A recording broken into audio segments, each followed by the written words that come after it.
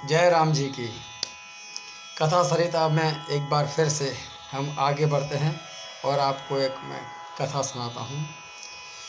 कथा भगवान श्री कृष्ण की अनन्य भक्त कृष्णाबाई की है।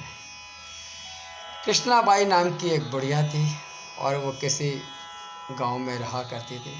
बहुत गरीब थी। उसके पास एक रहने के लिए टूटी फूटी झोंपड़ी थी। कृष्णाबाई कृष्ण की अनन्य भक्त थी।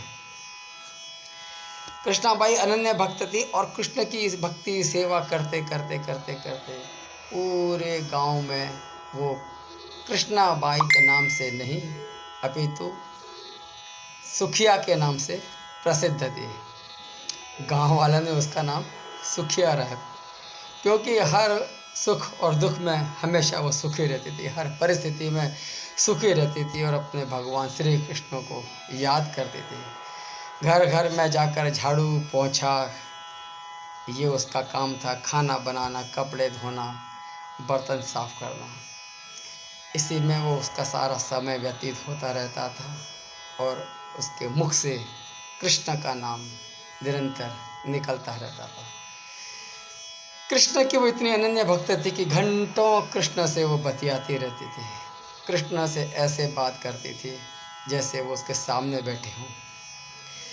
गांव वाले लोग यही सोचते थे कि बुढ़िया पागल हो गई। ऐसे भी आजकल भक्त जो होते हैं, भगवान के भक्त, उनको पागल ही तो कहा जाता है। अस्तु, एक बार कृष्ण भगवान सुखिया के रात को स्वप्न में आए और बोला, कृष्णाबाई, कल बहुत बड़ा भूचाल आने वाला है। तुम यह गांव छोड़कर दूसरे गांव चली जाना। अब क्या था, मालिक का आदेश। कृष्णाबाई ने अपना सारा सामान इकट्ठा करना शुरू कर दिया और गांव वालों को भी अपने सपने के बारे में बता दिया और कहा कि गांव में बहुत बड़ी प्रलय आने वाली है, हम सब ये गांव छोड़ दें। गांव वाले उस बुढ़िया की बात कहाँ मानने वाले थे। बुढ़िया तो वैसे भी उनकी दृष्टि में पागल थी। जो भी सुनता ठहाके मार के हंसता। सुखिया ने अपने लिए एक बैलगाड़ी मंगाई। बैलगाड़ी में सारा सामान रखा और सामान के साथ अपने कृष्ण भगवान की मूर्ति, अपने कान्हा की मूर्ति को भी एक गठरी में बांध लिया। गांव वाले उसकी इस मूर्खता को देख देख कर हंस रहे थे, प्रफुल्लित हो रहे थे, खुश हो रहे थे। आज उनको एक किसी की हंसी उड़ाने का कारण जो मिला था। कृष्णाबाई गांव छोड़कर जाने वाली थी। पूरी तैयारी हो चुकी थी।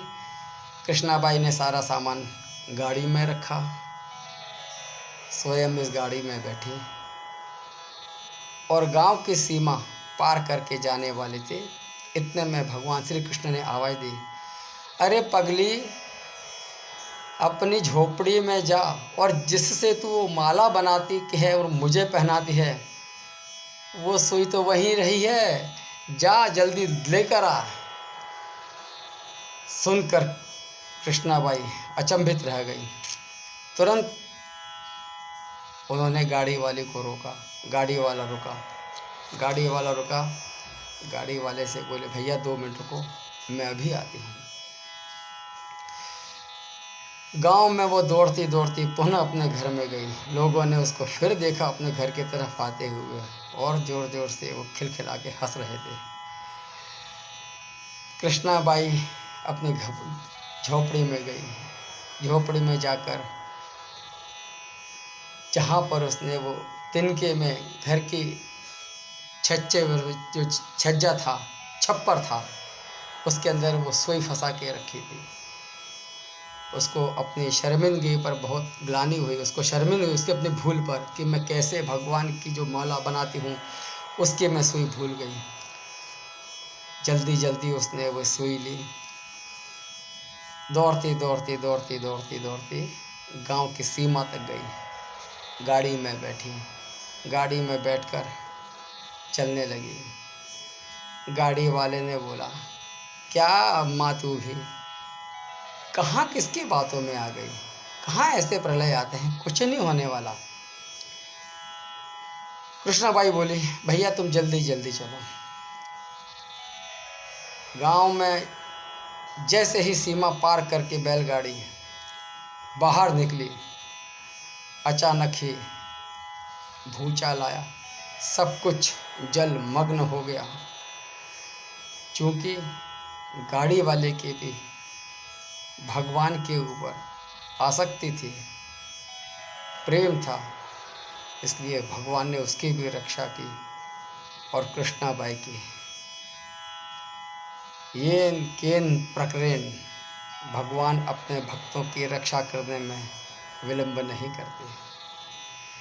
जब तक अपने भक्त की मात्र एक सुई के लिए भगवान इतने चिंतित हो सकते हैं, तो भक्तों की तो बात ही क्या है।